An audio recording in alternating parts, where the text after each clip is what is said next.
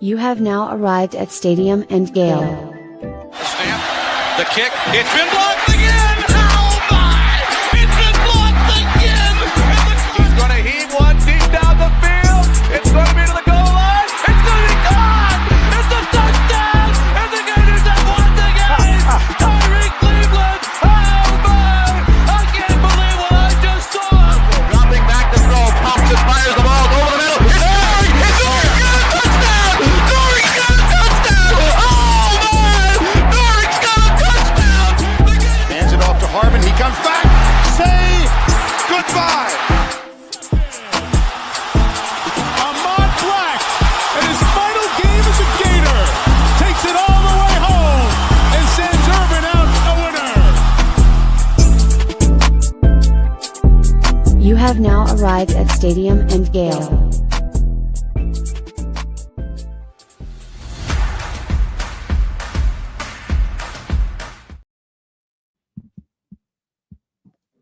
Boys and girls, ladies and gents, welcome to another episode of Stadium and Gale. It's your boy Corey. It's Dan. And your boy J Scar 25, what it do, baby? All that stuff that my boy Nick ain't here right now, so I had to make it right for y'all boys. Nick will be joining in a minute. If you're tuned in, surprisingly, to watch Nick, he'll be joining us a little bit late today. He's working on some stuff for Florida Victorious in their Gator Media Day stuff that they've got going on. But as we always start, Corey, how's your weekend, brother? Beautiful, man. Absolutely beautiful. As I'm trying to recap what I did. like mentally, like what did I do, man? Just a whole lot of just working out with my son, just family time, bro. It's just the same old. Not a whole lot of newness, man. But summertime, you know, we're in the thick of it. It's raining like every day, so it's tougher to get out there and get workouts in and whatever else you're trying to do outside. You know, we trying to fish and do all that stuff, but it was a dry off season, but hurricane season in full effect right now, bro. Thunderstorms every day. So that's been the vibes, thunderstorms and vibes. What you got into, Jordan? Pretty much chilling, man. Same old dad vibes. I actually took the kids out fishing for the first time this weekend. You know, they really weren't fishing. They watching me fish more than anything, but they was excited to watch me grab a fish. My little one was scared. My older daughter was ready to touch it and ready to play with it. So like you said, man, it was a pretty rainy weekend when we tried to get outside when we could. And, you know, just a normal dad vibes as usual. I drove by your high school, Dan. I sent a little video in the group chat. Yeah. What'd you think of the legendary Coral Springs High School? Oh, man, it's the projects, man. I ain't gonna lie to you, bro. I expected bigger things, man. A nicer campus. I think the campus may be nice. The campus may be nice, but the football field is Reginald. For sure. Brother, I don't know if they've put a Division I athlete since maybe Cody. I'm lying. They probably have. Remember, they put Cody Brown, Walter Dix played there when I was there. Not a lot of talent, although NFL Hall of Famer Steve Hutchinson is a Coral Springs High School legend. Not a lot of us. So my son used to run for Walter Dix. Yeah. Bronze medalist. Two-time bronze medalist in the 2008 Olympics, I believe. So, yeah, I know. It's not much to write home about. The inside doesn't look a whole heck of a lot better than the outside, but it's home for me. If you would have looked to your right side, Corey, you would have seen where my brother lived. For sure. Street. Yeah. I'm going to tell you how petty I am, Jordan. So I drove by, and I was like, what the fuck was – I'm sorry, excuse my language. I was like, what was that? So I U-turned. I spent the block. I was like, I got to get a video to mess with Dan. The better shot of this, yeah. I was like, what are you doing? Just go home, man. I was like, no, I got to get a shot of this, man. I gotta troll Dan. I appreciate that. You know, I don't make it down to Coral Springs all too often. I wish I made it down there a little bit more, but don't often swing by the old high school. Great time there. I don't want to do this 4 years again. So yeah.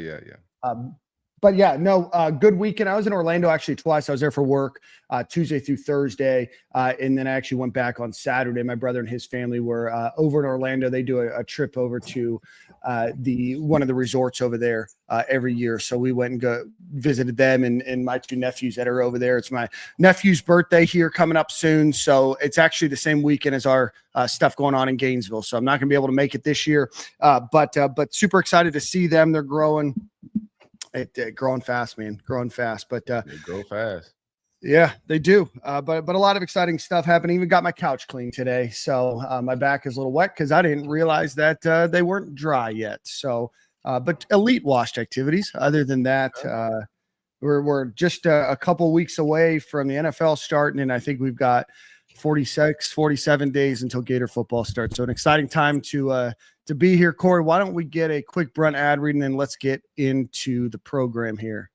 Hey, y'all, excuse my sunglasses. I'm not trying to be too cool. I'm just dealing with a crazy headache. So, migraine type thing. So I'm just got on some sunglasses. I don't think I'm too cool for school. One time for the great folks at Brunt Insurance and Financial Services. Anything you need insured from the Panhandle to the Keys, my man Greg can take care of you.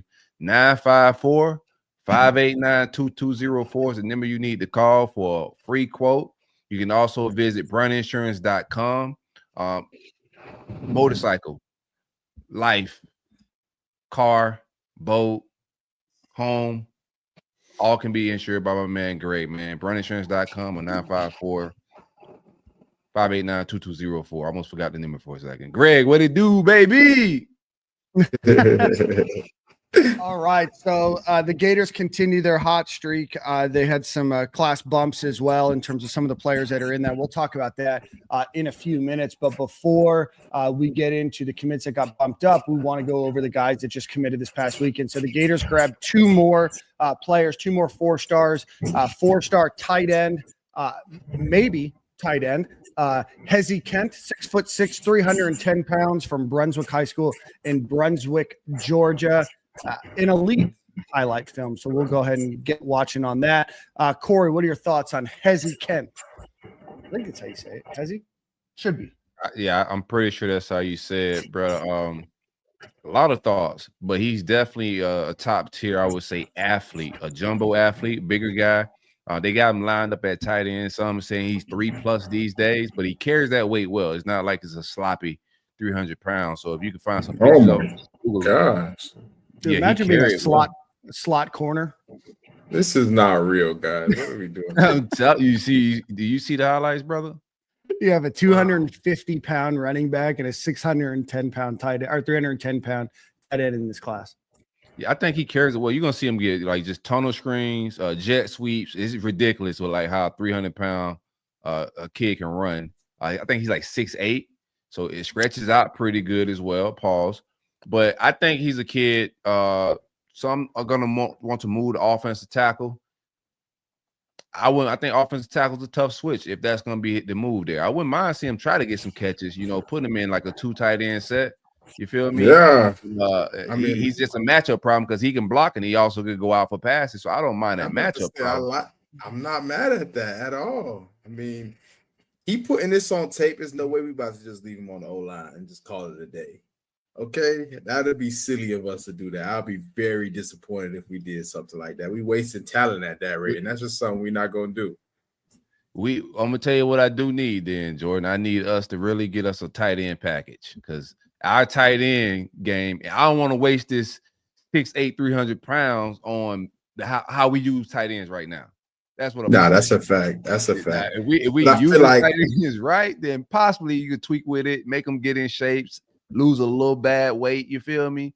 But if the coach is not excited for this right here to be put in a package right now before he even get to campus, I don't know what we doing.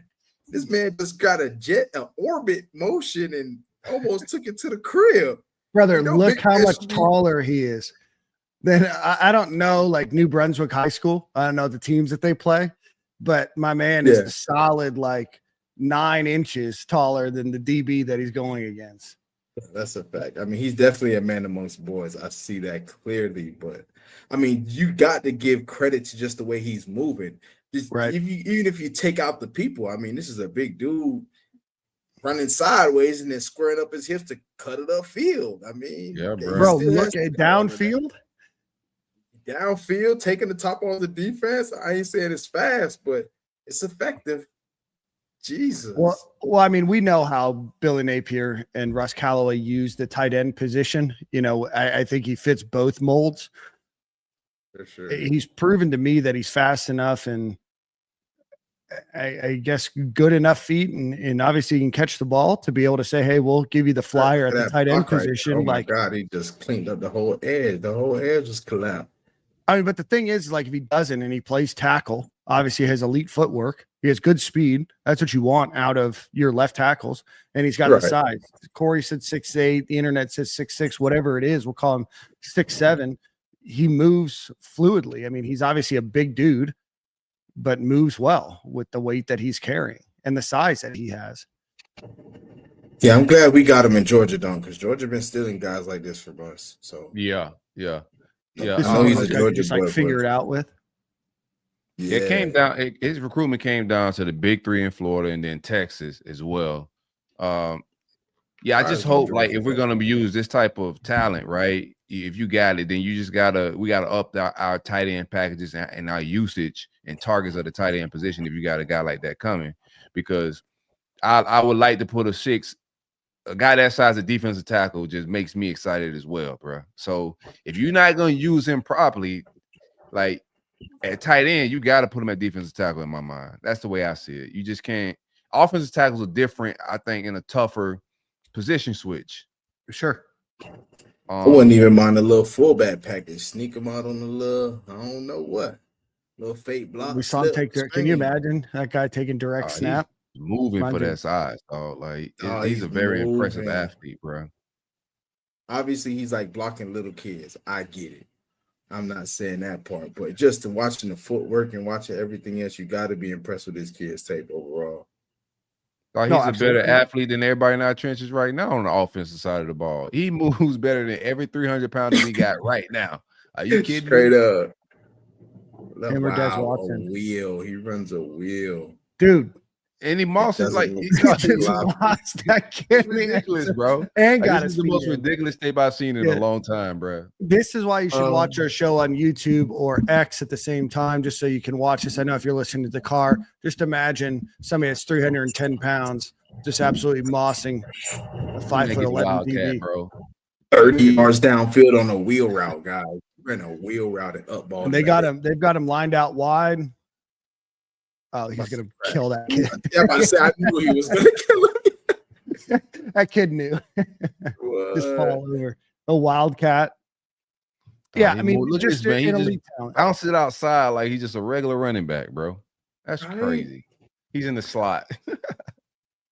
I mean, I think obviously he can block, he can receive. You know what his position will be at Florida, we don't know. I think he's a kid that wants to play tight end. Obviously, if he does, he's gonna lose some weight to do so. But just watching his fluidity is something worth noting. That's impressive, man. Wow. Yeah, this is, I think, Jordan's first time watching this. So these are real-time reactions. No, for real though. I asked pretty sure I said, have you seen his tape yet? When you said no, I was like, oh, you in for a treat. This is not, you don't see a player like this very often. No. This ain't a 5-star. They don't got 5 stars. I don't care what you say. This is a 5-star talent. Not a 5-star. He's not. Nah, he's not no 5. They actually dropped his ranking. We're gonna talk about it in a little bit. I'm just like, bro, what are y'all looking? You gotta see his basketball tape. If you think the football tape is crazy, his basketball tape is nuts, man. I can only imagine. Do you want me to try to pull that up? Yeah, why not? Let's see. Yeah, let's see the man do some how much of an athlete this kid is, because he's already impressed me enough. Shoot. No, I think this is a really good get. And it's a good problem to have. Like somebody said in the comments, he's just a baller, bro. A big athletic kid, football player. You know, you figure it out when they get on campus. You know, you see how his body naturally grows and adjusts. But if that's my son, bro, I know how much offensive tackles made. I know how much defensive tackles made. And just from a career standpoint, bro, you could go do this for a very long time and make a lot of money, you know, just anchoring down the blind side of somebody, bro. Like, and we ain't got to worry about shedding weight and fighting weight battles. Right. Yeah. Yeah, obviously in the league, I think he definitely gonna have that hand in the dirt, O-line, D-line, whatever the case may be. But just we definitely got to utilize his athleticism while we got it and while it's here, because we'll be a fool not to take advantage. He just put too much good stuff on tape. I mean, watching a 300-pounder on a rear route and it's effective like that. Like I've seen my O-linemen go for routes and do their thing. We used to have our little fun day where we had the O-linemen had their little fun to like run routes and stuff. They look like O-linemen running routes. Okay. This dude don't look like that right now. He getting jet sweeps. Man, it's crazy. It's impressive stuff. Yeah, and I couldn't find his basketball highlights. I looked on X and I Googled them. So if you have a link, let me know. But I couldn't find anything. I'll have to climb through my mentions. Somebody was tagging me into his basketball highlights over the weekend. Yeah, if you have it, then feel free to share, and we can always go back to it. Welcome, Nick, to the show. Thank you. Nathan said, I turned in just to watch Nick. Damn. So we mentioned on the show, if you came to watch Nick, he would be a little late and not to end the program. What up, 2-5? Yeah, yes, sir. That's my dog right there. All right. And so after that, the Gators grabbed 4-star edge KJ Ford. A lot of rumors about KJ Ford potentially going to Alabama as the time came a little bit closer, but from Duncanville High School. KJ Ford is 6'4", 245 pounds from Duncanville High School in Duncanville, Texas, not the one in Georgia. So we'll pull up his highlight film. And again, another elite prospect and an elite grab for Billy Napier. Hit me with that big X to plug. Bitch, I'm from Texas. It's a family show, Nick. Right there, though.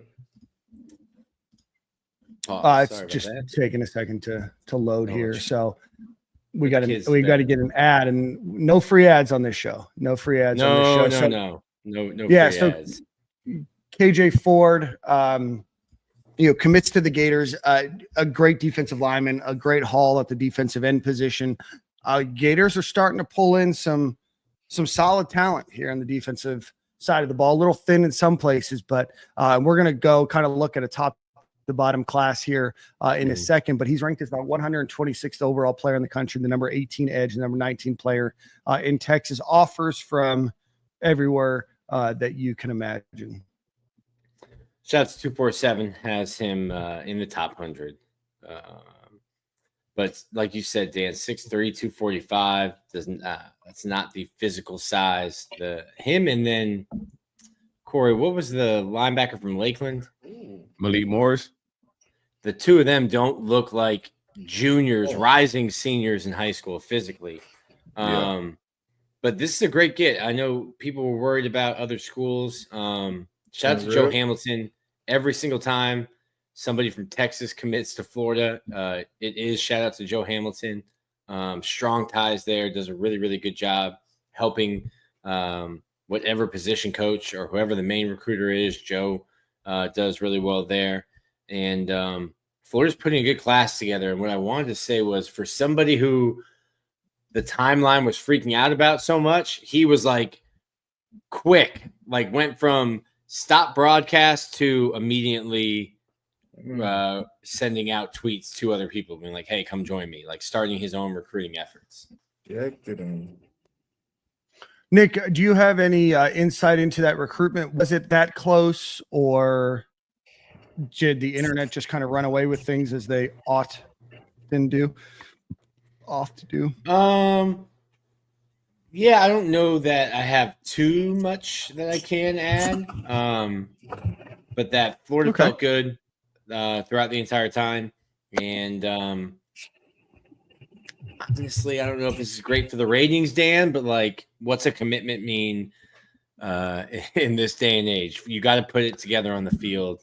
I even seen Corey, who has called it a young man's game. Question. Yes. Yeah, we don't talk a lot about recruiting on this show, and we know it doesn't mean much, but for off-season content and to celebrate the wins, you got to celebrate the wins, right? Like, if you don't celebrate until December, then like, while realistic, also like not super fruitful. Yeah, I'm a big fan of a fruitful life. Yeah, I'm down to cover. I like covering like the I'm just not going to be chasing the visits and all of the smoke and making predictions. That's just not when it happens, or the misses happen, or the commitment happens. We could talk about it, right? That's what I'm down for. But they're doing a good job, talent acquisition. We know they can do that. Yeah. You know, I had to give them their flowers last year for pulling out of that mud, you know, and getting the number 7 class when it was all said and done. So we know they can do that part. But I do want to say, like, there's a big difference in just the type of football players. Like, I'm just not gonna look at just the rankings and how well they're doing, but when we went to go play Michigan in the past, or we would play Bama, like it was a noticeable size difference, you know. Like these dudes we bringing in, like they're physically like suited that if you needed them year one. I think our depth is good. Well, we don't need these guys year one like that, but if you needed them, it's not far-fetched. Like they're just projects physically that you got to put in the weight room and nutritional programs. I no shot at my man Zach Carter, but when he showed up, it took a while for Zach to put on some size and be, you know, the force that they saw him being. I think they're doing a better job of getting players that can contribute earlier and not, you know, have to go through a long, you know, body development, I would say. They like look like 4 stars and 5 stars, right? Yeah. Like physically. Yeah. I remember the first time and Jordan had the same experience. The first time seeing Dallas Wilson in person, I was like, "Who's this linebacker?" He turns around, I'm like, "Oh, that's a receiver." We went through a long run of those tweener linebackers, though, like not big enough to be an edge, but not fast enough to play linebacker, and like those projects. And like, not to talk down on him because I think he was a good player in his own right, but like Mahmoud Diabate was just like, hey, you're just not big enough to play the spot. Or we had, you know, linebackers who should have been born in 1930, like a prototypical 43 middle linebackers, but the game has changed and you can't run sideline to sideline like we need you. Oh, you had Amari Burney, right? That eventually turned into, he's still in the league, I think, right now, but it took a while. He was a safety. Yeah. At that time, we were kind of like, we weren't really sure what our identity was at linebacker and what we really wanted. I felt like we had some dudes who were on the bigger side, and we had some dudes who could move but really couldn't stop the run and the defender run well. So, and I felt like we had good things of both of those kind of linebackers. So I feel like that's why we kept kind of grabbing both, if that made sense. And it's all strategy, and no, it's good, really good insight there. So back to like KJ Ford though, like one of the best pass rushes I say we got in a long time. Just a dog. Yeah, I was saying he was jumping out on the tape, and I like the effort. Yeah, when you that good, sometimes the effort doesn't really have to be there as far as because you're just dominating. But I see he's running the hump, and then he's continuing. Even I seen the quarterback kind of climb the pocket and then try to escape. He ended up falling, but he was still on his chase. He was still willing to go get him. Most dudes of that talent kind of feel like, I got this in the bag. I don't really got to show effort on tape. So we've seen a lot of that lack of effort, right? And not going to name names, but Corey named one of them, right? It's like if you didn't get to the back, or Nick did, I'm sorry. If you I was saying I was late, lack of effort. Oh, well, I mean, accountability. We expected no better. So, but there's former players that, have played at the Gators, and they'll get past the quarterback and then they just give up on the play. It's like, no, you still have to pursue, like, even if you don't make the tackle or make an impact on the play, it's, the old Urban Meyer thing of, 3 to 5 seconds of relentless effort. And I think you saw that, right? Again, the highlight film, he's not going to put the one where he gave up on it. So we don't know. 100%. Yeah. High school football games, we don't get them here in Tampa. We'll see if there's a package that I can get him this fall. But that's what you like to see,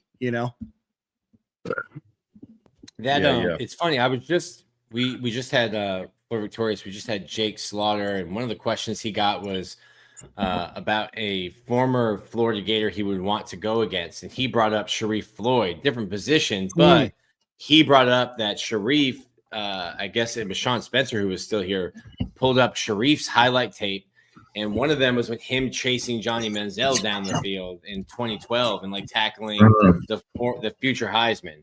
Now he said that Spence was putting that as like, hey, you guys think you're a first rounder? He goes, this is what a first rounder looks like, chasing down the future Heisman. But it's that kind of stuff that you get. I'm forgetting the player now. I don't know if he's still on the team. It was like first year of Napier, and it was a defensive lineman made a tackle like 30 yards down the field. Kind of just like kept it going. But that stuff shows up. I'm sure Jordan has stories of. Yeah, Jacob Polite versus Tennessee. Yeah. That's what it was. Motor. Yeah. Jakai's still in the NFL, isn't he? No, he is not. That went rough. Retired moms. Yeah. Oh, that's right. I'm thinking of. I forgot the name. I forgot the at. Yeah. Retire moms. Yeah, retired moms. Who am I thinking of? Oh, Jabari Zuniga is who I was thinking of. He ended up. Oh, he called it. He literally called himself out. Jabari called his retirement like year 4, I think. It was just like, I'm done. He was with the Saints, and he's just like, yeah, I think I'm done playing. I was wondering what happened to him. With the Saints I know he was with the Packers for a few years. Yep. He was a starter on the Packers. I know that at least a couple of years ago. Yes, like he literally went to the Saints, and I guess he just wasn't liking it in New Orleans, and he just was like, I'm done with ball. I was like, huh? Bro, he's 27 already? Yeah, you got to appreciate to be able to call your own. Yeah. Yeah, you're right. Yeah, I ain't mad at 2021 with the Jets, 22 with the Seahawks, and then 22, 23. And 23 was just off season and left the cleats at midfield. Who am I thinking of that was on the Packers? TJ Slayton, maybe? TJ Slayton. Yeah, that's like First time charm. I could have said Brenton Cox. He was also on the Brenton Cox was also there. Yeah. Tate Douglas is talking about Tony Livingston played tackle coming in. He had bad weight. Like even now, like even Tony Livingston, he got a lot of work to do to go be an NFL pro. Like he's got a lot of tape to put on the field. So we'll see if that's successful. Because I mean, maintaining the weight is cool, but you know, hindsight maybe 2020, like Tony could have probably put on some weight and been a decent offensive lineman, defensive lineman, etc. This offense, I'm just gonna keep it plain because this is a family show, right? No, we ain't got no ops here for the most part. I would not want to play tight end in this offense if I was a tight end. I just wouldn't until you show me something different.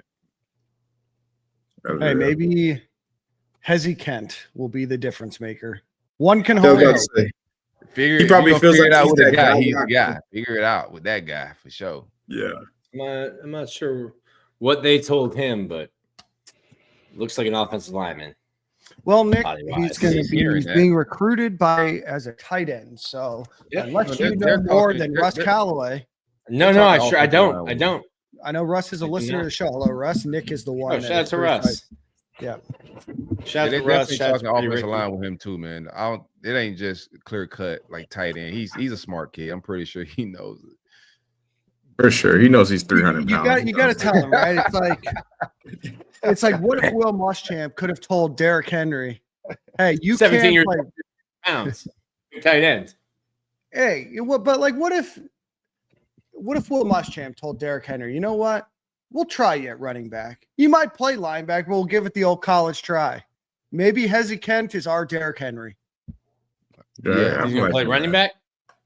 No, you know what I mean? It's like give him the opportunity. Like, why not? You see the tape? Hey, Nick didn't watch the tape. He wasn't here for it. That's what Nick's issue is here. Yeah, I put my hand up earlier. I said accountability, effort, low. Effort was low. Go watch the tape. I give him carries. I ain't gonna lie to you, bro. Let's see what happens. See if somebody want to tackle him. Boy, for real. I don't. That's a weapon, bro.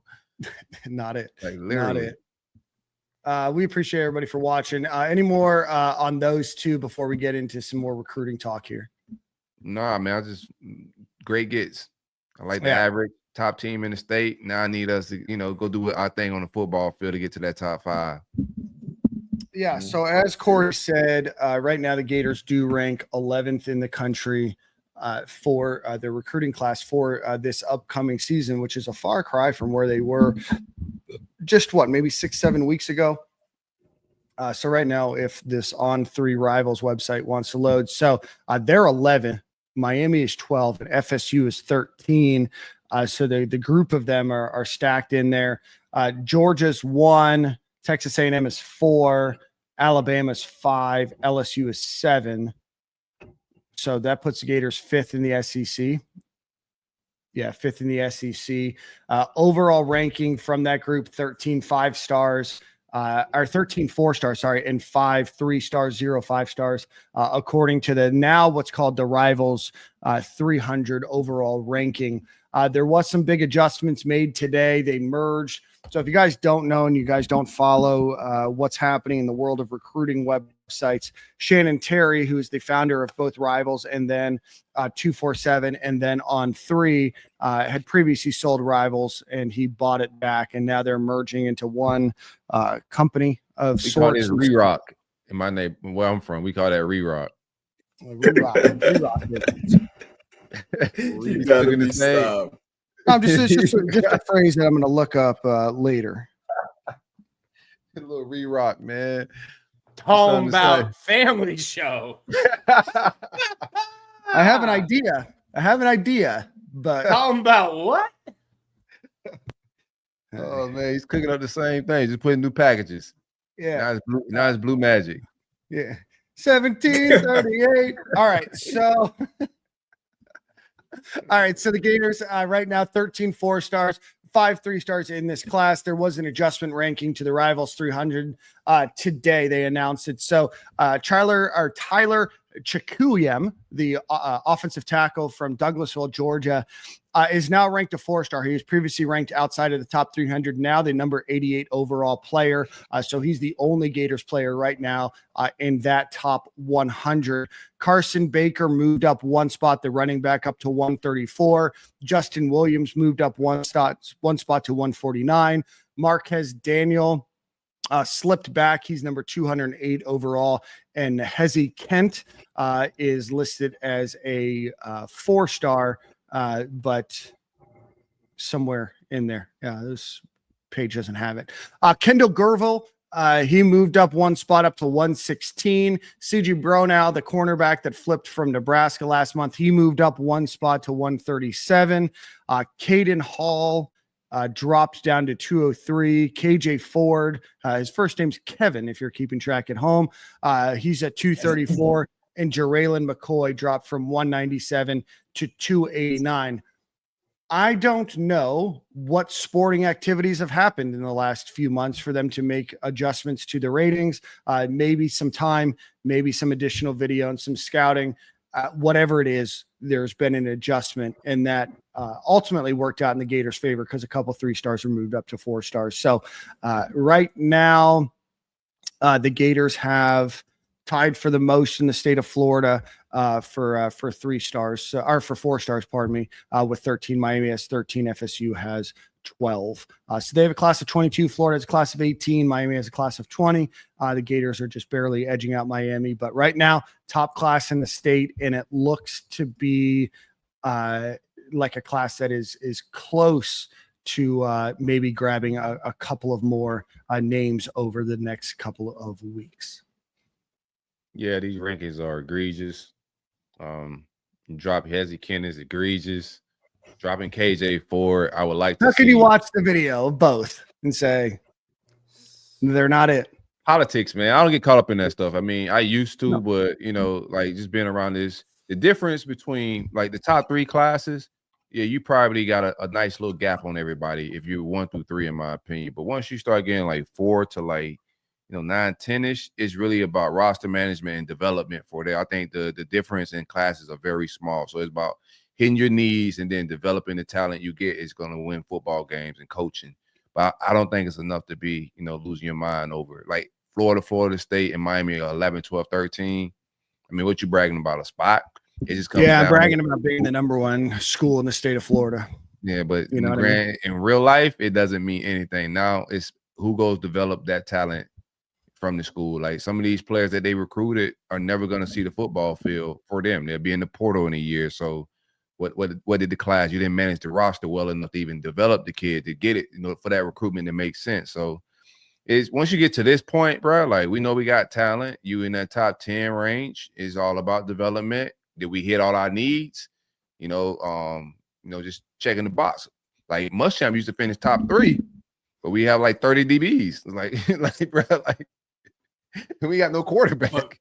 But the DB, Yeah, It'd but be more fire. We All started 100 of this them. podcast about 6 years ago, and we had this debate, and Bill Sykes threw some internet haymakers over this exact same point. And Rob Turner asks a question, and I think it's an incomplete question, but I think I'm going to interpret it and ask you guys: would you rather have 10 4-star guys or maybe 2 to 3 5-stars on the roster? I think we're missing, like, would you? Yes. I mean, I would rather have the class that has 10 4-stars and 2 to 3 5-stars included. But what would you trade out? You know, again, for me, and I think the point that I made, you know, eons ago was I don't want to just look at the rankings and what the cumulative total of that ranking is. I want to look at where our needs are and how we best filled that class to that, right? Will Muschamp could recruit defensive back and safeties, probably the best in the country, maybe Nick Saban with him at the time, but nobody else is doing that. But if you have 6 of them and you don't recruit any offensive tackles, right? Like, you might have a high star rating, you might have a high ranking, but you're not filling the needs, right? So I want to have the number 1 class in the country. I want to be able to fill all of our needs, and I want to be able to do that with one of each, but, you know, to try to do a combination of both, pardon me. But I think in any world, you want the 5-stars because those guys have a much higher propensity of hitting than a 4-star. And I think it also depends on what your 4-stars are, right? Is it the number 52 overall player or the number 299 overall player? I think, you know, and I don't care enough about it to spend the time to research it, but I think there are more 4-stars now than even when Jordan was a 4-star. And that pool of 4-stars. Like, I like On 3 when they came out with them, people didn't like it, but they're like, hey, we're giving you 32 5-stars. That's it. There will be 32 5-stars every year because there's 32 picks in the NFL draft.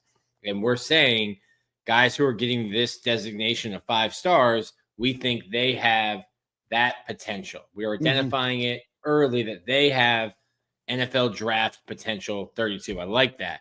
But I feel like there's 400 4-stars. So is it the 4-star who's the 38th ranked player at his position in the state of Rhode Island? I don't think that guy's a 4-star, Nick. You don't know. Here's the thing, bro. I mean, at this point, one person owns every website. So, like, before you can use a composite because Rivals was different, 247, they all with different companies. But if the way they're all aligning, bro, like, it doesn't hold the same weight, I would say, bro. Like, you know, a 5-star when you see one. I think Heze Kent is a 5-star type talent. You know, like, you just look at what he can do at that size. That's freakish. You don't see that every cycle, and it's very impressive. Like, they got to figure out his position. But if you're telling me a guy that's just a bona fide NFL player, if he's not one, then I don't know how many others are in these damn rankings, bro, because that kid is impressive. Yes, I think sometimes they overthink things and like, well, how does that translate to the next level? And it's like, well, we don't know, right? Like, that's a unicorn at that position, right? Heze Kent is one of them. But you look at that highlight film and you look at what else he's done and the athleticism, you have to look at it and be like, maybe you have a unicorn player, which doesn't happen very often. But yeah, physical traits, like measurements, physical traits, like he carries that weight well, the eye test. Like 300 pounds, you think you're about to see some fat, sloppy kid. No, he's well put together. Then you watch what he do in multiple sports.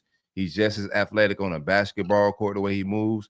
Like, I don't know, bro. That's like, to me, that's a no-brainer. You talk to any coach that works the trenches, a defensive line coach, they'll tell you quick, like, bro, that's a NFL defensive tackle right there. All they got to do is get in the college program and have a decent career, because when he go test at a combine, he's going to test. It's going to be nuts. His measurements and everything is going to be nuts. Yeah. So that's where the Gators stand, looking good for recruiting, and then certainly recruiting a lot more. And I still think that you're going to see some excitement between now and the start of the season. After the season starts, before National Signing Day, I don't envision a ton of movement. It seems like a lot of schools are kind of following the same model. If you look at how many schools have 16 to 25 recruits right now, rewind like 7 years ago, like 4 schools had 18 recruits. and all of them would get them throughout the fall. So that's where the Gators stand. Obviously, recruiting is looking good right now for the Gators, and hopefully they continue to get better.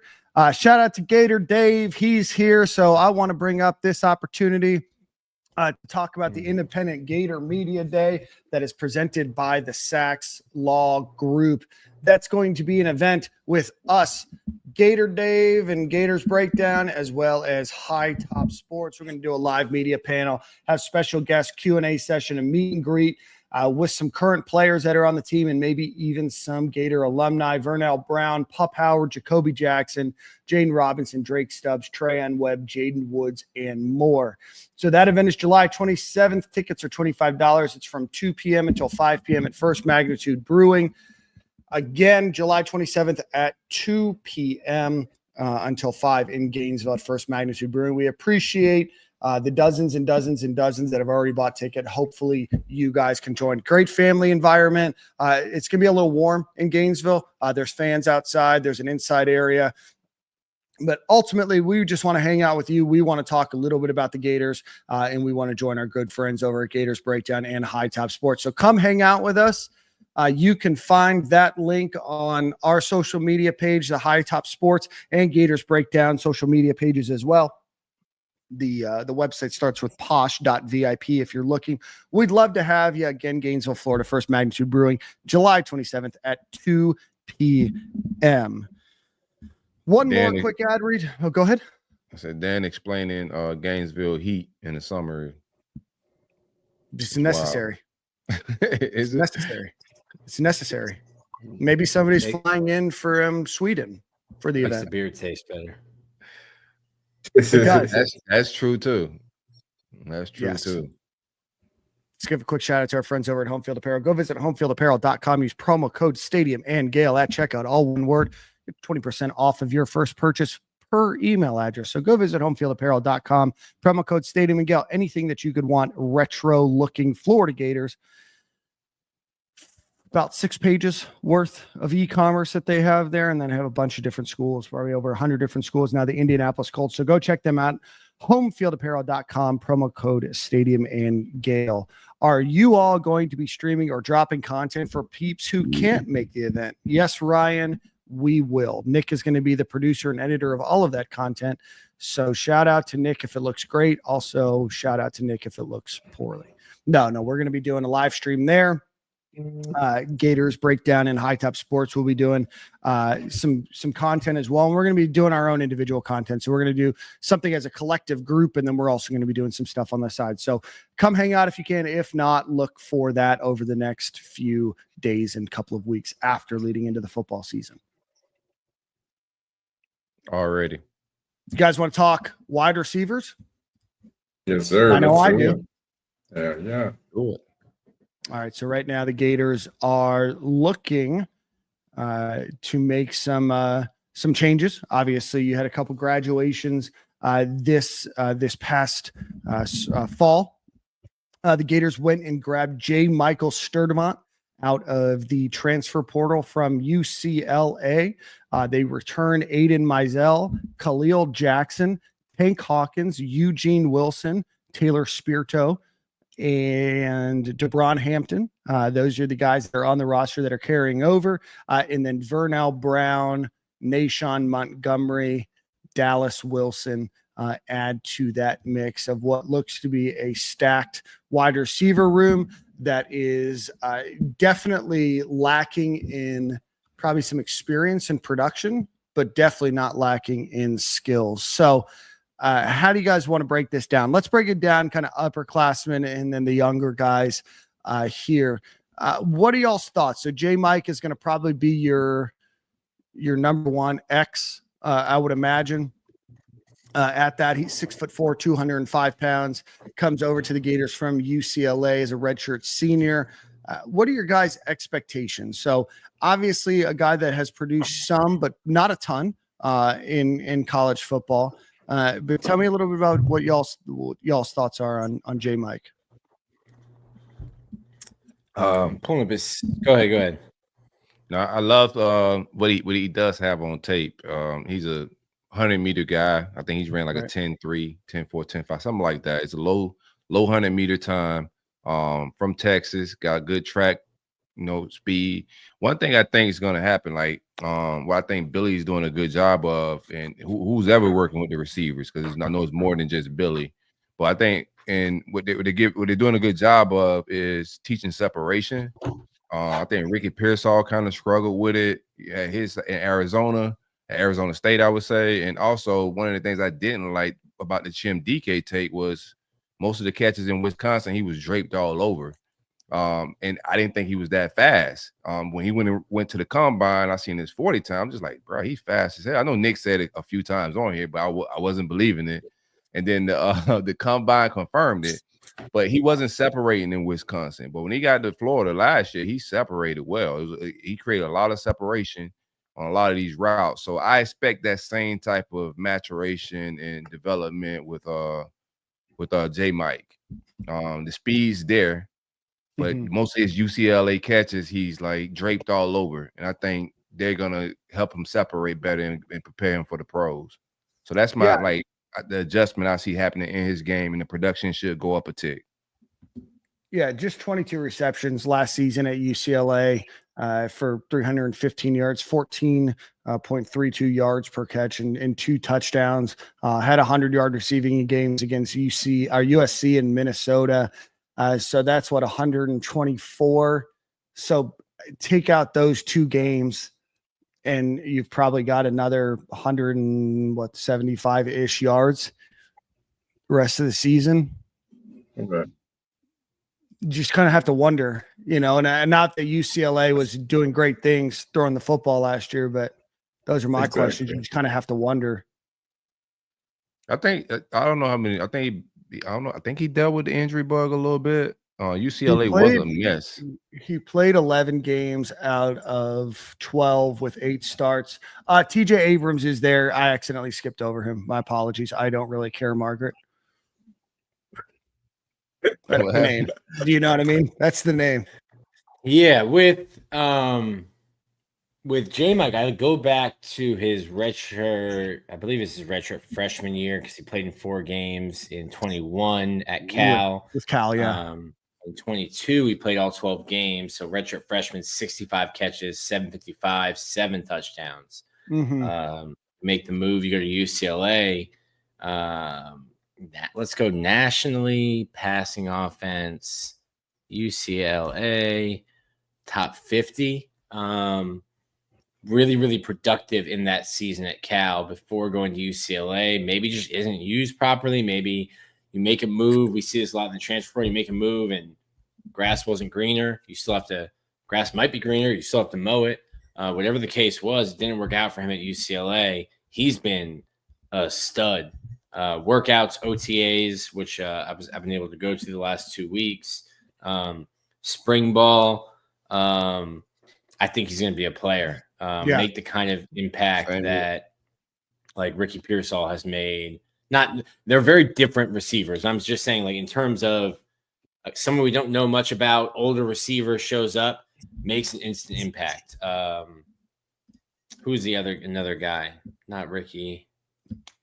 Badger made Elijhah Badger made that kind of impact, but the opportunities are going to be there. He will be a starter next to Trey, or on the other side of Trey, who I think we'll see not just like gadget stuff, but he'll be playing outside a little bit more, because you've also got Aiden myself. You've got a whole list of guys between redshirt sophomores and true freshmen. But I think Sturdivant, like dark horse, leading the team in receptions, kind of production to expect. I think he's a front horse. I think front horse. Yeah. Oh, the white horse. He's a light horse. He's the light horse. The pale I knew horse. that was coming for some reason. Hold up, pale horse. Yeah, I think he was a necessary get too. Like, it's a lot of talent in that room, but they're so young. Like, bringing a veteran guy in here, like his work ethic and the way he's moving around the building from a leadership perspective is going to be key. But yeah, I think if I had to pick somebody to lead the team in receiving, I would think it's him. But you just never know, because Lagway had chemistry with Mazzell and some of those guys playing on second team, so it could get tricky. It was a lot of talent. This is my favorite room, by the way, like hands down 100%. On the team. Not running back. Nah, man. Well, I you just said like the wide running receiver. back room. We got some Ferraris in this in his wide receiver D room. just took the words out of my mouth. D J. just Mike took, and D Trayvon said J. Grimes. Mike I is like giving that. Trayvon Grimes D vibes. just took my point, man. I was just about to say, Billy. You should have donated $1.99 first, Jordan. Right? He done upped the ante on me, man. But yeah, I feel like Billy Gonzalez has done a really, really good job with receivers in general, and especially with transfers coming in with just a little bit of experience, but just need that finishing touch to kind of really get them over that hump to make them be the complete receiver that they need to be. So I'm really excited to see what this kid can bring for us this year. Like he said, with Trey Grounds, I feel like Trey Grounds was a guy who came from Ohio State, was supposed to be a highly rated guy at Ohio State, but chose to come over here to us to get more playing time and to get seen and to kind of really flourish as a receiver. So I feel like he is going to have a big year for us just off the strength of that. He's been there before. He's played in games before. He has the experience. He just needed the finishing touches from Billy to kind of get him over that hump to be a complete receiver. I wouldn't be surprised if he's one of the. Go ahead. I ain't mean to cut you off, bro. Go ahead. I'll say I wouldn't be surprised if he wanted to lead in reception, catches out of the receiver room. It's just because he may just be that safety blanket for Lagway, if that makes sense. You feel me? Just out of experience and knowing that he may just be that guy who's gonna come down with it when we need it the most. And yeah, so I just feel like he's a good one for us, man. I feel like he's a real sleeper, like Nick said. He's a real dark horse, and not like we got all the 4-star, 5-star receivers in the room, the young guys. We excited about Dallas Wilson. We excited about Naeshaun Montgomery, Vernell Brown, all that. I get it. We got Eugene Wilson coming back, obviously off an injury. We're excited to see him and how he's going to flourish for us this year. But I feel like with all that going on, you forgot about this guy right here who can play ball.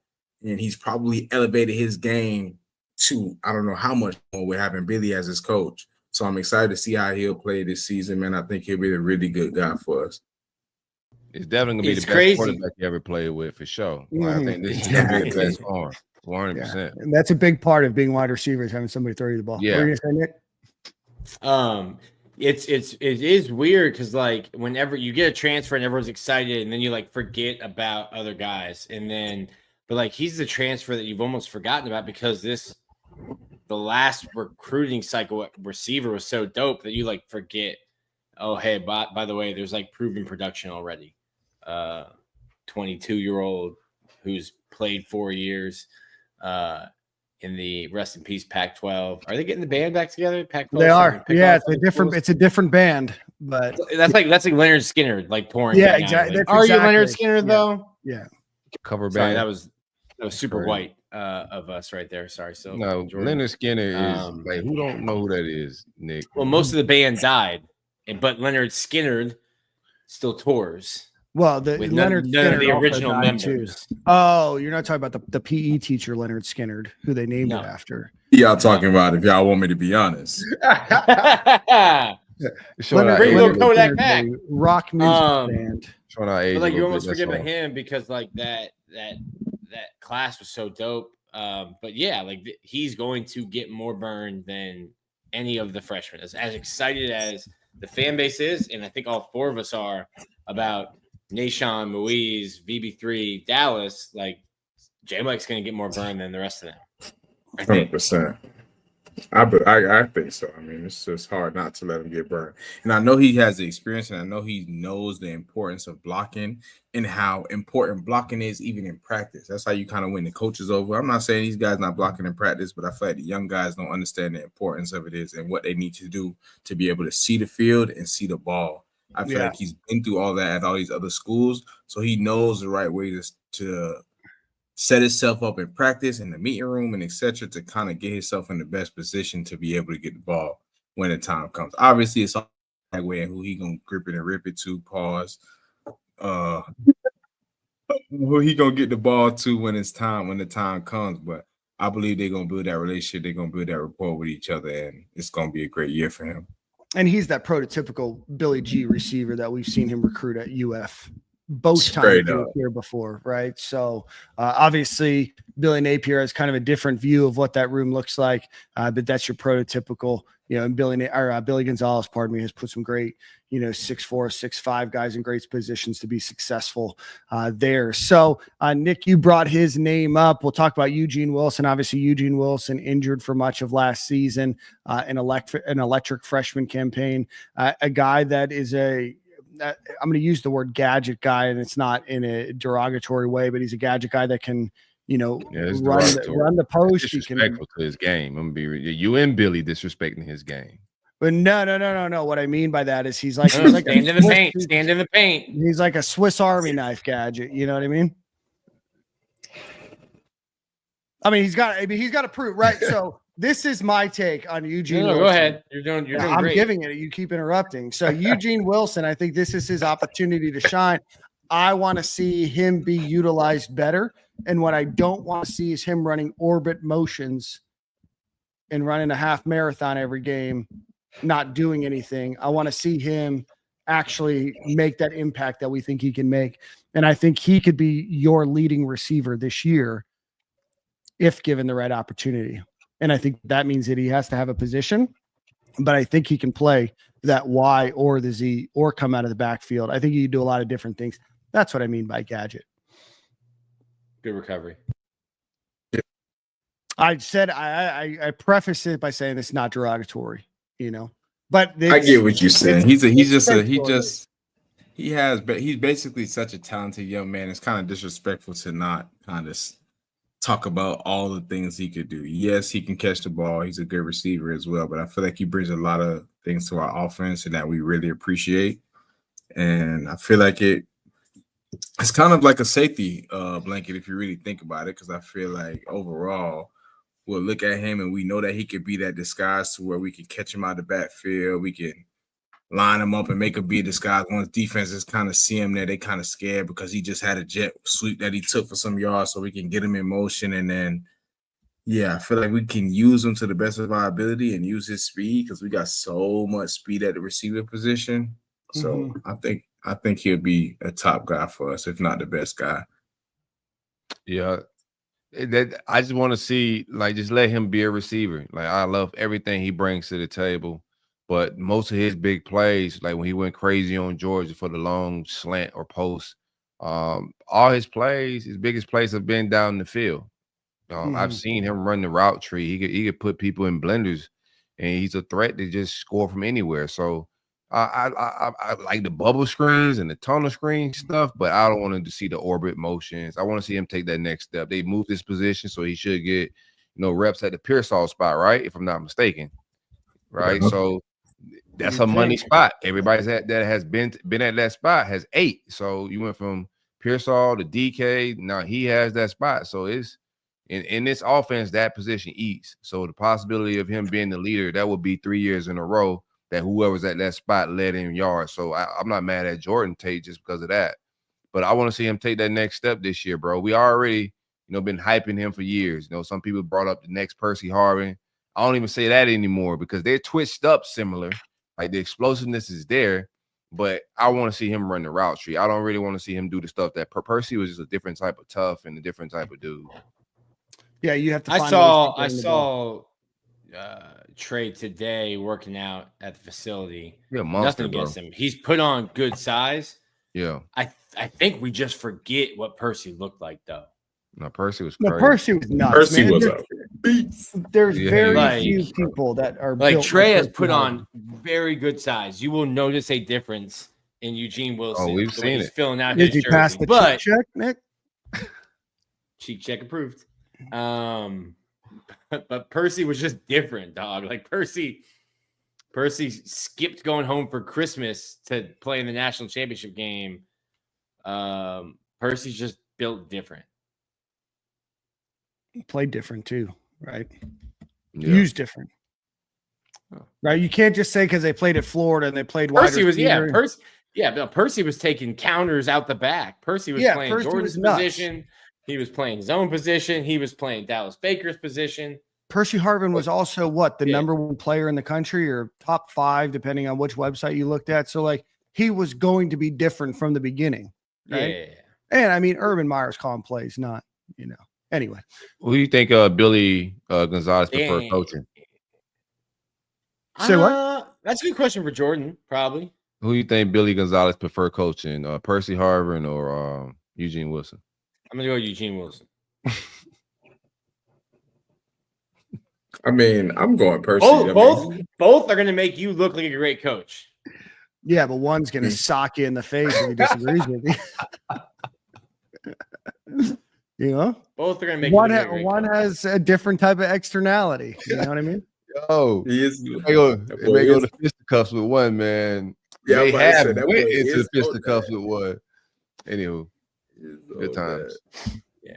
This I don't know, Logan. I don't know if this is about like what I was saying. It's not any disrespect to Eugene Wilson. Percy Harvin's one of the best college football players to ever play college football. They're different players, right? They're not used. They really are different players. I mean, we look at them because they're both like 5'10" and they play in that slot and they're twitchy and they have an unbelievably fast first step. But Percy Harvin probably had 20 pounds. He was just a different dude, right? Like Percy Harvin could have probably played running back in the NFL. Eugene Wilson cannot play running back in the NFL. That's the difference between those two. I'm not taking anything away from the kid. Jet sweeps, all that in the NFL. He was still getting off the same shenanigans. Yes, I love Eugene. He's a phenomenal player, quick twitch, great moves, great routes. He's not Percy. I'm just being honest. I love both of them. We both Gators. We all Gators here. He about to be a problem for sure. Yeah, no, absolutely. His career, and Logan, we appreciate that. He's not being overlooked over injury. I don't think any of us are overlooking him. We put him as the other starter on the team, right? So 800. Well, no, that is a good point. I think, Logan, and it's maybe not inside our fan base. Maybe that's kind of the way we're looking at it. But like, there's no preseason hype outside of Gator Nation for Eugene Wilson, and probably some of that is recency. Like, what did he do last year? If you're just going and looking at numbers, he didn't do anything last year. But you have to take the time to see, like, okay, what was he going through? What happened to him? Why didn't he do that? Even when he did play, he wasn't playing healthy. So maybe that's what. So like, I think he's thinking like, hey, like he should be in preseason lists. And he's not. Well, yeah, I think what you said is right, though. Right? I don't think he should be on preseason. I think he just hasn't. If you think he's supposed to be on those lists, then it's just going off of high school rankings. To be real with you, like I'm almost happy he's not hyped up, guys. He's hungry. He's washed up and he's no longer that. So he can go ahead and go crazy on somebody when it's most needed. That's what I want to see. It's some receivers around this league that came back that just has put up some crazy production. So like the list, you go and look who's on those lists. Like it's guys that have been eating and putting up production, and got film on, got plays on film. And he just, a part of being good and being a great is healthy as well. Like if you're never healthy and you never play, then it was just a bunch of potential. So he just got to stay healthy. You can't control that sometimes. Sometimes it's just luck. Football, baby. It's football. He has to stay healthy. Because he's gotten injured both years. He's played at UF, right? So the big thing, still looking career-wise, what do we have here? 804 career yards, 10.1 yards per reception, 7 receiving touchdowns on 80 receptions. So played 10 games as a freshman, 4 games last year. I think Gator fans that know who he is are hype about him, but I could also understand why he's not a preseason All-SEC player. I can understand why he's not a preseason All-American. I can understand why people may have slightly forgotten about him, but it doesn't mean that he's bad or won't have a breakout year. It just means you played 10 games as a freshman. You played 4 games as a sophomore. Now it's your opportunity to prove yourself and prove the hype that a lot of the Gator fan base has about you. So that's Eugene Wilson. So he's going to start on the other side of J. Mike. This is where we get into the overall debate. Khalil Jackson comes back, redshirt senior. He's historically started as wide receiver. You have freshman Dallas Wilson, freshman Naeshaun Montgomery, freshman Vernell Brown III. Then you throw in TJ Abrams, you throw in Take Hawkins, and then, of course, Aiden Mizell, last but not least, into that group. So you have those two guys. What's then your order in which you're going to play these guys? Right? Like, your thoughts, right? That's a crowded room. I'd have to think that Aiden Mizell is there. And shout out to Will if you're listening. I'm super pumped. And we saw some great things out of Aiden Mizell last season. Now it's his opportunity to get on the field and prove it. But right now, not very far behind.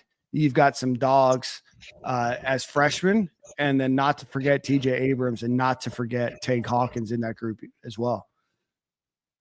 Well, bro, they tried my dog in Starkville. He had like 130 receiving yards called back for some bull. Yeah. Go ahead, Corey. No, you good, man. I'm so excited. I'm mostly excited about this room just from a speed perspective, right?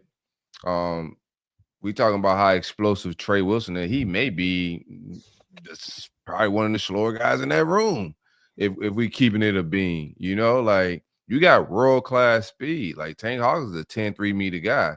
I got 11, man. Mizell is my dude as far. I think he's gonna surprise some people. We've seen, you know, some of his capabilities, but you're talking about a 10-4 100-meter guy.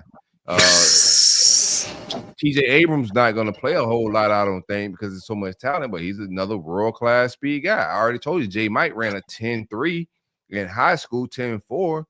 Bro, that is so much speed. You got Ferraris running, and you got a big arm. You got a guy that's trying to, like, his deep field accuracy is on point. That's why I'm just like, that receiver room got me excited. That's my favorite room because I got a 5-star caliber quarterback that get to throw to elite speed. They're not just track guys. They can play football, you know? And you already see the deep threat that Dallas Wilson is, bro. That room is special, bro. And I don't think we're going to lose any speed, any drop-off of explosiveness when guys come on and off the field. I'm doing with some that, research man. here. I feel like to answer your question, then I do like Aiden as the third guy runner up. I just feel like the speed is killer. Obviously, all the other guys behind him have speed as well, just like Corey just mentioned. Defenses hate speed because there's really nothing you can coach at that rate. You can get in all the zones you want to. You can get all the whatever you want to tell your DB to do. But if he's just not fast enough, he just can't keep up. Like people, not to get off topic, get off topic here, but Tyreek Hill, people talk about him all the time, how he's not a great receiver overall, a pure receiver, but the dude is just fast and you just can't keep up. So I feel like we have a lot of that on our team when it comes to talking about our young guys, and like the sky's the limit for these young boys. So if I was going with anybody, I'm going with Aiden next. I feel like he's already kind of proven to us that he has the capability to show out for us at the receiver position. The speed is there, the hands are there, the routes are there. So I would pick who you guys have as the starters? I've got Mizell, Sturdivant, and Eugene. Okay. Me too, Dan. Yeah, that's what I got. I'm with that. Yeah, that's what I got. So I asked ChatGPT, which she has a massive asterisk here. So I wanted to get some speed times here of just this overall group. You got J Mike at a 4.38. He was clocked at 23.2 miles an hour. Eugene Wilson clocked at 23 miles an hour, a 4.43, 4.44. Take Hawkins ran a 6.7 second 60 meter, holds the UF record for football players. This says between a 4.25, which seems like an Urban Meyer clocked. No, that's a real clock. Like, you better go check Tank Records resume, boy. 4. Tank looked like he's sliding now. He No, looked like of he's course. sliding. No. Flying, This says somewhere between 4.25 and 4.37, 10.37 100-meter dash. Obviously, he's very, very fast. Dallas Wilson, 4.49 40-yard dash, 11-second 100-meter. Naeshaun Montgomery, somewhere in the 4.4 to low 4.5. Aiden Mizell in the 4.4, 10.6 500. Dude, a 46.99 400 meters. That race is so hard. I'm not comparing That myself race to is Aiden Mizell, but good Lord. That race is so hard. When both of your parents are Gator track, stars, then it makes it a little bit. You got great genes. You got great genetics, bruh. Yes. You're not talking about me. Sorry. Oh, no, not you, man. No. Oh, okay. Very good. You heard that, Mom and Dad? You always ask her how Corey's doing. You don't have to ask anymore. Throwing shots at you. Real stupid. I'm looking at, so they keep a record in the weight room of who has the biggest lifts, all this other stuff. So for 40-yard dash receiver, Tank Hawkins, 4.31. Love that. According to Florida. But not top speed. Top speed. Come on here, right? Top MPH is Desmond Watson. No, it's Devin. Trey Wilson at 23.4. Just unseated. I'm going back to my old one now from last year. Unseated Aiden Mizell, which is 22.59. This is just since Billy's been here. Holy cow. He's crazy, bro. Dude, that's flying. So Aiden was 22.59, and Trey is the new top. So you just said he might be the slowest in the room. According to Catapult, Trey Wilson, 23.42. 23 miles an hour. That is getting you a ticket if you're driving it on campus. Right. That guy's getting a ticket if he's running full speed on campus. That's crazy. I wonder how, like the difference, because the NFL don't measure in the miles per hour like that. So I wonder what's the difference. Like, why are they 40 times lower, but his miles per hour is higher? Yeah, but I can't tell you. Maybe maybe his 40 time was 4.33, like 0.2 of a second. I don't know. It could be that. It could be your ability to get out of the block right away, right? Like you might. How long it take you to build up speed? Yeah. How long it take you to build up? Some dudes are quicker than fast, right? Like maybe you want to see, what is it, the flying 10 or the flying 20, right? Yeah. When you're at full speed and get that. But there's no shortage of just absolute elite speed on this team. And so let's go through, because I want to talk about the next crop.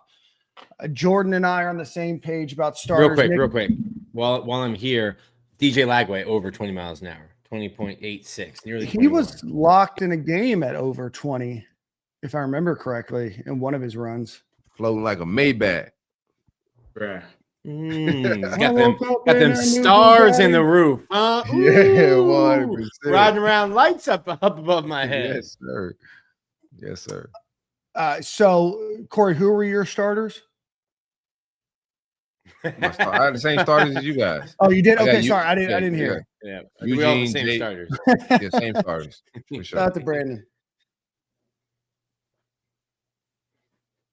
Deontay Thompson.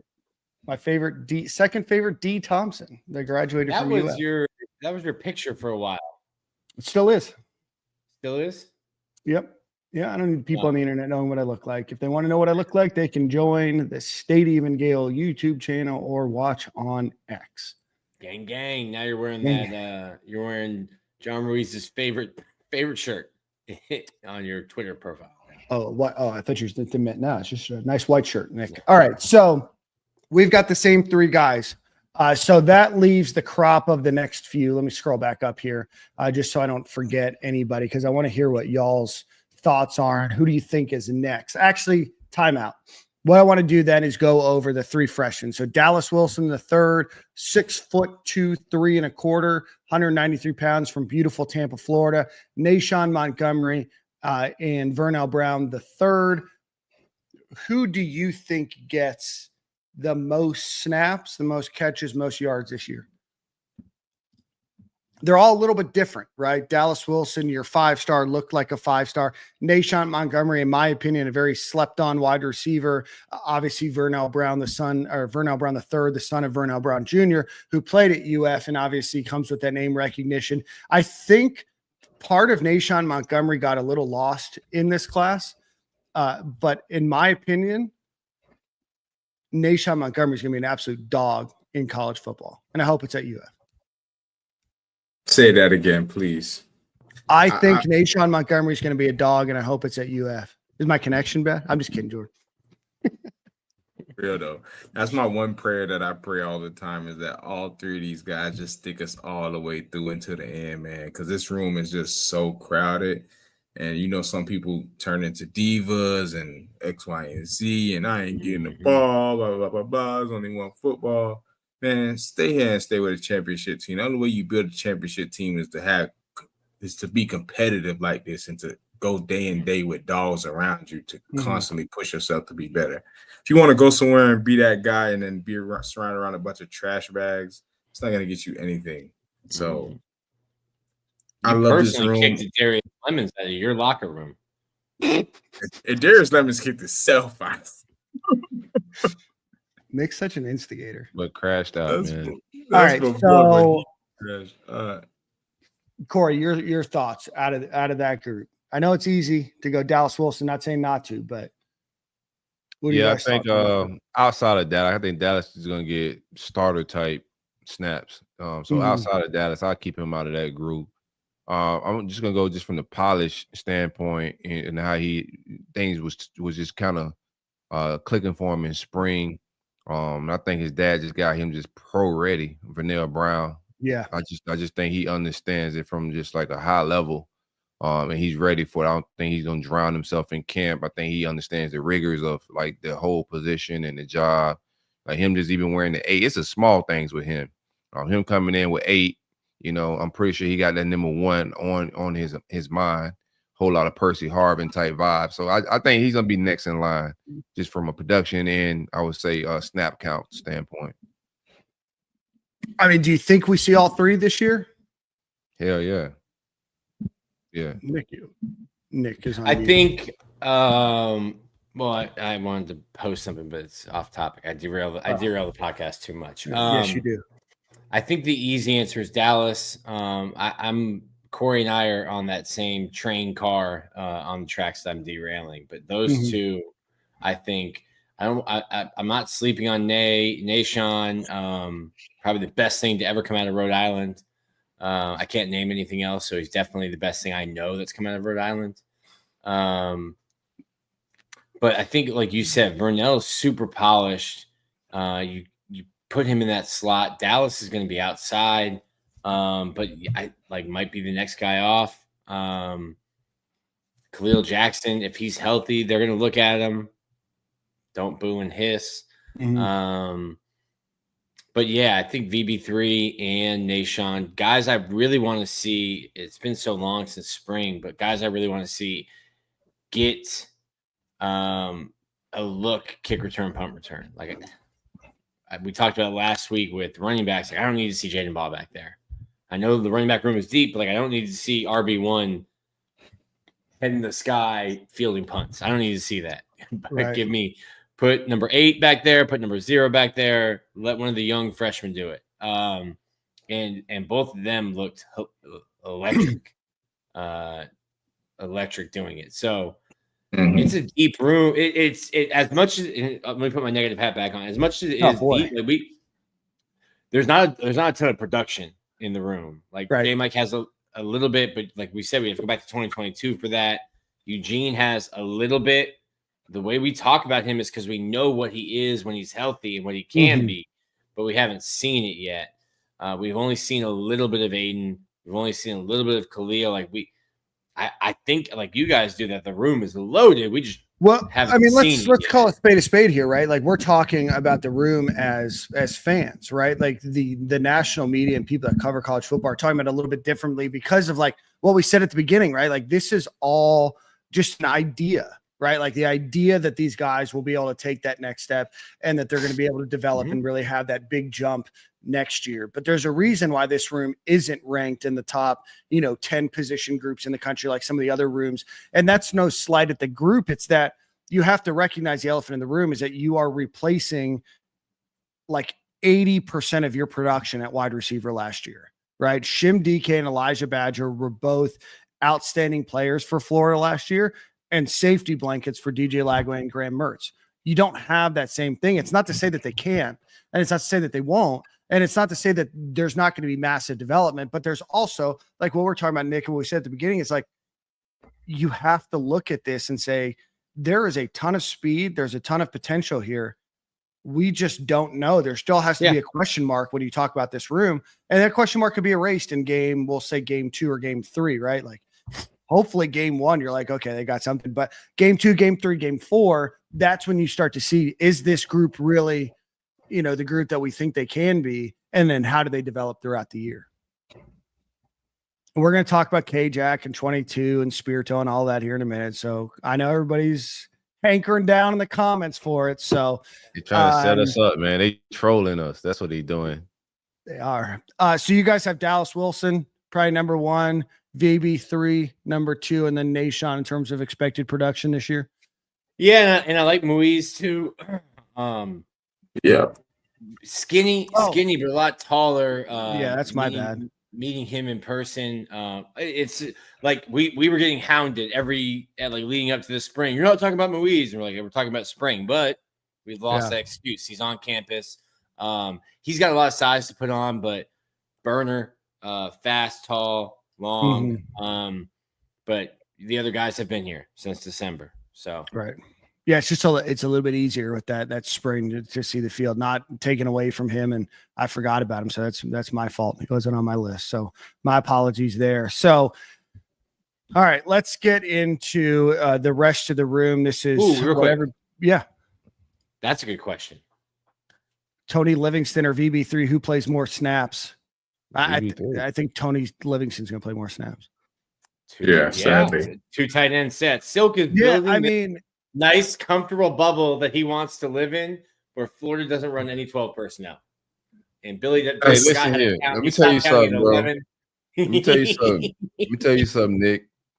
If I got a bunch of Ferraris in my garage and you keep pulling out the Chevy Impala, I'm gonna have. Hey, sometimes you gotta pull the donk out pull the donk out, drop the roof, and just cruise down A1A. You don't always need to bring the Lambo out. Bring the Lambo trucks out. Bring the yours.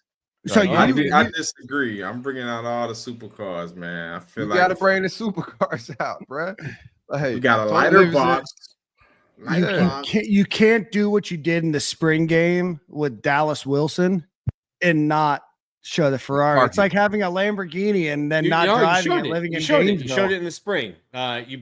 You need the donk because it's got bigger tires. Fall, the weather starts getting a little dicey, getting a little colder. We can get some new tires. I ain't tripping on that. If you got a Ferrari, tires it's just nothing. Okay. I don't worry about tires if I got a Ferrari, bro. Like tires brought to you by Florida Victorious. Just keep running the tires. See, Nick want to run the our supercars like they do at the recruiting trips. Like just show the car off and nobody gets in and drives. Don't touch it. We're gonna get in the Cadillacs. We're not gonna get in these. What's wrong with the Cadillac? Nothing wrong with the Cadillac. Like, what a Ferrari. Y'all, I took pictures with a Ferrari. Now it's a nice Hellcat over there for you, son. Like, anyway. Oh, we got some Ferrari versus Donk conversation in the chat. I think Tony Livingston's going to play more. I think VB3 will get more targets. At least I hope so. Speaking of Ferrari, shout out to Harrison Sanchez, who has decided to spend some of that Vail money on the membership here. That's AI. That's AI. You said that's AI. I mean, that posture looks very AI. It kind of does. Kind of does. Nick wants a minivan. I see it, Harrison. And now that you're a member of the show, you get your comments read a little bit more often. If you want to get your comments read a little bit more often, become a member. Also, super chats, those are going to get. So we'll see, right? This is going to bring us to the in-between people, right? So we talked about the older guys or starters, talked about the younger guys and what we expect, but we can't forget Khalil Jackson, who's been a starter. He's good for one circus catch a game. Usually that's about it. No offense to him, but that's about what you get out of him.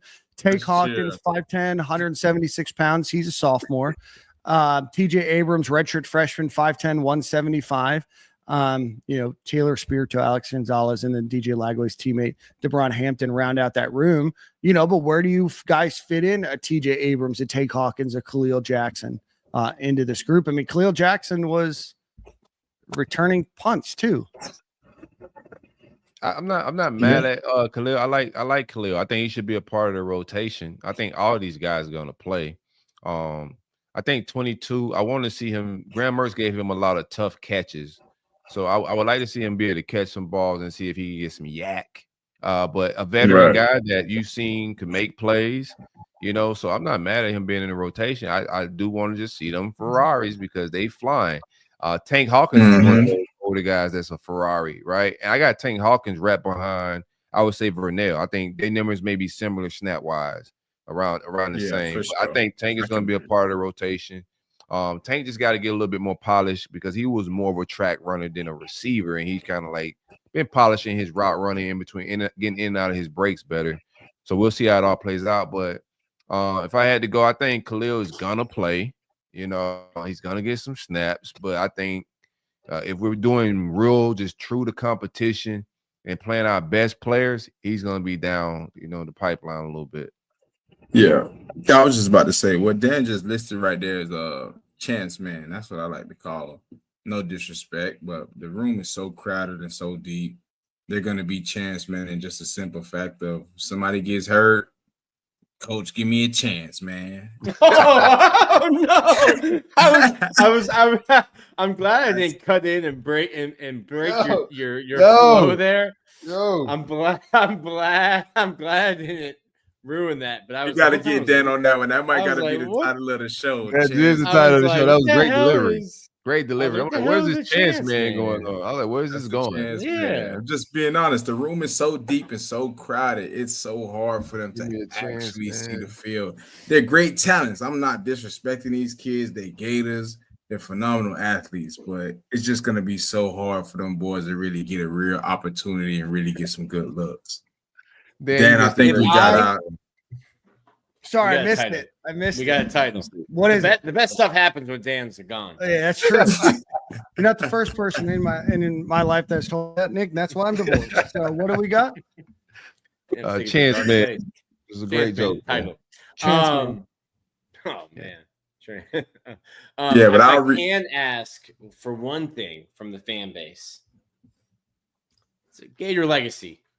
Hardworking young man. I think he just graduated. If he's on the field, maybe not pollute my timeline cursing him.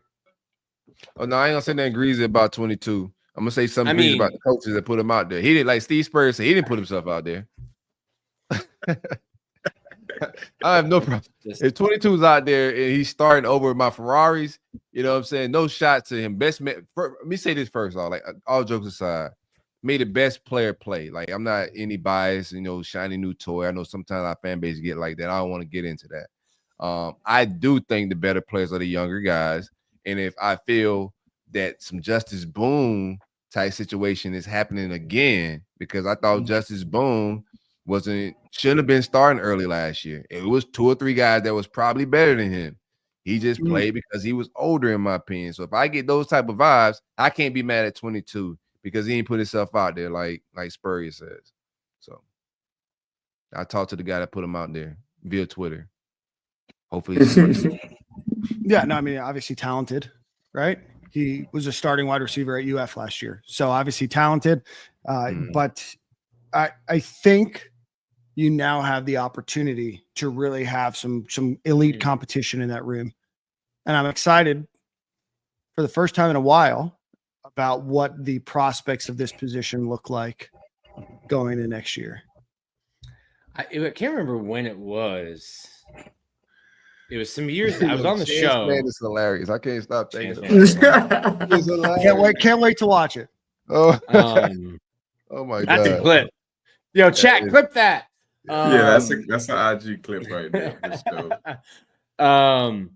I can't remember when it was, and you guys thought I was talking like greasy about the whole room. I can't remember who was in it, but I was like, this might be the worst wide receiver room I've covered at Florida. It was like 3-4 years ago, maybe. I can't remember when it was. Cannot say that about this room. I do look forward to what Silk says when Billy Napier forgoes putting the Lamborghinis out to bring out the Tampa trucks. I mean, I don't know. I don't know if that's the case anymore, right? Like before, you probably had to go safe.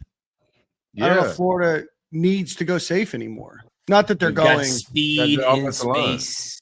Well, you have the offensive line, you have the running backs, you have elite talent. They're gonna have to load the box. Like teams are gonna have to load the box to stop our run game. You're gonna get one-on-one matchups with Ferraris. With Ferraris. That's what I want to do. I want to have them boy full wide. Leave JB in there with 1-2 linebackers in the box, light box. You either gonna have to pick up that bubble screen, or you gonna have to pick up this inside zone. Pick your poison. Ain't no apex linebackers playing in between all this roo-rah. Nah. Make your mind up out there. Either you're gonna be guarding this slot because you're gonna catch this bubble and take it up the sideline, or you're gonna stay in the box and play this inside zone. What's up? Pick your poison. Pick your poison. Let's go. Corey's headache is magically gone. He's talking about Ferraris. Ready to go. Roo-rah nah. Chance man. Take a chance on the sideline, dog. We got Ferraris in the garage. Take your chances elsewhere. Just give me a chance, man. That shit was hilarious. Oh man. So that's where we're at, boy. I mean, that's the wide receiver room. That's an hour worth of breakdown about the wide receiver position. We talked about starters. We talked about the next man up. We talked about last man on the field and everything in between. Any final thoughts before we start to wrap up? Everybody leave with a receiver hot take, man. Give me a hot take. Well, I started. Receiver. You said Naeshaun. You said the Naeshaun. Yeah, I'm about to say I agree with Nick. My hot take, Naeshaun. No, Nick didn't say that. Nick didn't say that. The other white guy said it. Okay, sorry, Dan. Nick put Naeshaun a distant third. He put him in a donk. I'm rocking out with Naeshaun just off the fact I feel like he not getting all the hype. You know, these kids live for the internet, bro. We in the new day and age. These boys see who all the hype is around. The hype around VB3 and Dallas Wilson went crazy in the spring game. Everybody roo-rah-ha. He almost like, y'all boys forgot who I was? All right, say less. At the end of the day, everybody can be as good as they want to be. Whoever's blocking the best will be on that field. Mm-hmm. So we can call it whoever is the best guy, fastest, mile per hour, whatever you want to call it. Whoever is blocking on the perimeter is going to play. That's just how Billy G do his thing. You can be way better than the dude that's blocking better, but you will be on the sideline watching that dude block. That's just how it's going to go. Mm-hmm. So I think Naeshaun got a little chip on his shoulder, and I think he's going to be a baller this year because of the chip on his shoulder. I think all three guys are very capable of being that guy this year easily. But I just think because of how the chips fell through the spring and VB getting some hype because everybody hyped up around him and he's been balling in spring practice and working hard and doing this thing, and Dallas Wilson been going crazy in the spring game, I feel like he kind of fell lower in the rankings. So I feel like I won't be surprised if he just pop out and show dudes. I want to say something else, but you know. Agent Zero, baby. Agent Zero. Nick, what's your hot take? 2. I think we got close last year, so I'm gonna make that. I have to go a little greasier with that one. I'm gonna go with 2 receivers will have 850 or more with somebody at 1,000. Got 1,000-yard receiver, and 2 will have 850 or more. I was gonna say like at least 2 with 800, but last year Chim had 783 and Badger had 806, so I had to go a little bit greasier with that. And then the second one, Dirty 30, has more than 1 reception this year. Okay. Better be LIU. It better be LIU. It better be LIU. And right before we nail it too, like the play before we nail it, you give them that little slant real quick, like a fake kneel. Yeah. Oh, dirty, dirty. Fake kneel. Pop it. Like go for 84. I like that. I like that, Nick. Like Rudy and all that, man. Yeah, I like it. All right, so Chris shout Smith. out to Ahmad Fullwood. Yeah, shout out to Ahmad Fullwood. I haven't heard that name in a long time, bro. Wow. Chris every once in a while, Nick Washington posts a picture of Ahmad Fullwood, who I don't think has any social media, and just says proof of life. I'm like, oh shoot, Ahmad's still up. That's crazy. That guy's probably happy, man. Living his life off social media. Yeah, he's bro. You know how much PC he's at? Like he's probably tranquil as hell. Brandon Connell has Spiritus 2 catches against LIU and FSU. Chris Smith We spent about 15 minutes talking about J. Mike about an hour ago. Dallas needs to start. Amir Jackson, he's a tight end. We talked about him last week. So, Corey, what's your hot take? I think our most explosive wide receiver is going to be 11, man. Give me Aiden Mizell. I think he leads the team in yards per catch. What up, Sticks? Okay. I've been tearing people up with Aiden Mizell on that NCAA. They got that boy with 97 mode on. Trying to catch you, Jordan? Him and Tank in the top 5, like speed-wise, on the entire game. Yeah. I'll be going deep with that boy. No homo. And he got crazy chemistry with Lagway. We seen the chemistry there a little bit last year, you know. So I think they got some chemistry there. Top end speed is crazy. I think he's gonna lead the team in most explosive plays. We'll see what's up. I mean, don't be surprised if you see a little bit of Tank Hawkins and TJ Abrams too, right? I mean, they were on the same, second string as DJ Lagway, right? Obviously, DJ moved to the first, but I mean, there's still that connection. That's where he practiced there and who he practiced with for the first 9 months he was on campus. So don't be surprised if you see more of them. Again, a very highly recruited group of very fast wide receivers that there's just a question mark based on production. But I think they've got a lot of dogs. I think they've got some guys that have shown it. So now it's their opportunity. They've got one of the best deep ball passers in all of college football. They've got one of the best quarterbacks just in general in college football going into next year. So now it's that opportunity to block and catch the ball. Catch the ball with the hands, not with the chest either. Catch the ball with the hands. Coach Dan, tap in. Yeah. You know what I mean? All right, guys. Fingers, not with your hands. Fingers are a part of the hands, Nick. All right, so let's see. I want to talk about Florida high school athletics here in a second, but I do want to give a quick shout out to our friends over at Game Time Sidekicks. Go visit GameTimeSidekicks.com. Use promo code Stadium15. You can get a cool Gator Boys cup like this one. Jordan has the Gators cup and the Gator head. Nick has about 790 of them under his desk. 3 more. They will be at July 27th. Time out. We've got a case of theft on our hands, grand theft on our hands. Straight up. I don't think he sent just 3 cups, Nick. So no. I have 3 more at the office. We'll take this up with GPD. But go visit. Oh, there we go. That looks appropriate. Right. I said I have 3 more. I brought the whole box up last week. I didn't think I needed to bring it up again. But I have 3 more to add to that. I'm about to re-up on my cups, bro. I'm excited about that. All right. So I'll bring the hoodies too. I'll bring the hoodies, guys. Yeah. I appreciate that. That would mean a lot if I could have a piece of Stadium and Gale apparel. Go visit GameTimeSidekicks.com. Use promo code Stadium15. Keep your hot drinks hot, your cold drinks cold. All right, guys, let's get into. Sorry, I had a brain fart there. What FHSAA? We're talking about Teddy Bridgewater suspended as they evaluate impermissible benefits, including Uber rides, massage therapy, pregame meals, a variety of different things. Teddy Bridgewater, the former NFL quarterback, actually current NFL quarterback too, I believe, was suspended for just providing for his players. He was a volunteer coach. Corey, you tell the story a little bit. Oh, so wish I had a social media post, but pretty much Teddy Bridgewater, the state champion down at Miami Northwestern, he put out a post on social media asking the community for support, former alumni, et cetera, to help financially with the football program, stating that he spent around $200,000 the last year, whether it was like food, travel, whatever it was, supporting the team came out of his own pockets.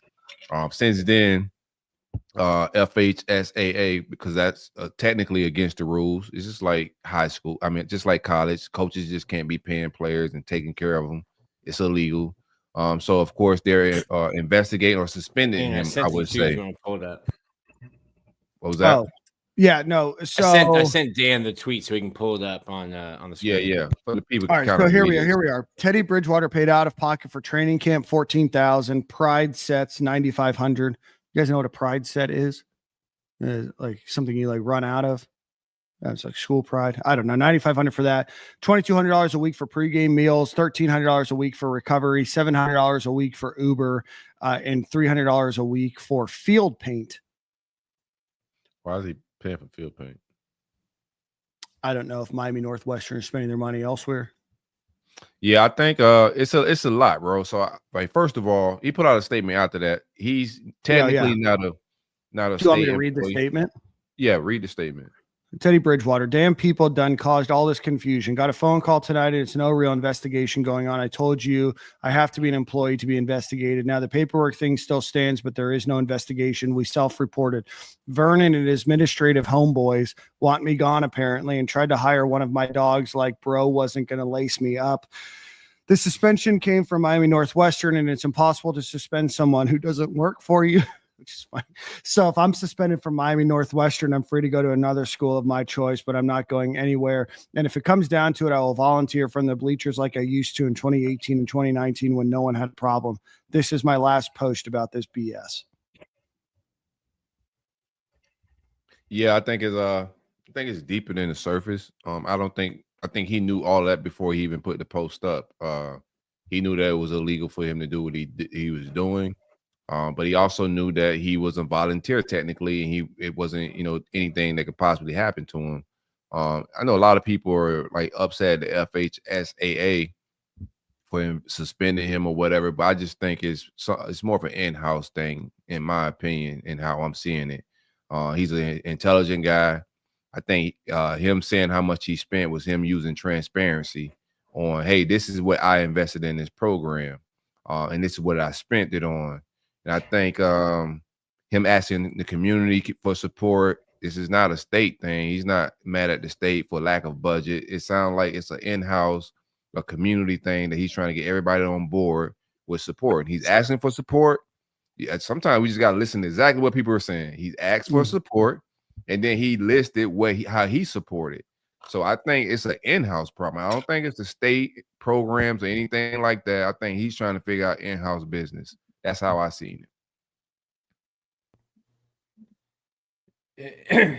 Maybe I'm reading that wrong. It's almost like I came back to the community where I'm from to help my community. Why aren't more people doing this? Why am I the only one, kind of thing? Straight up.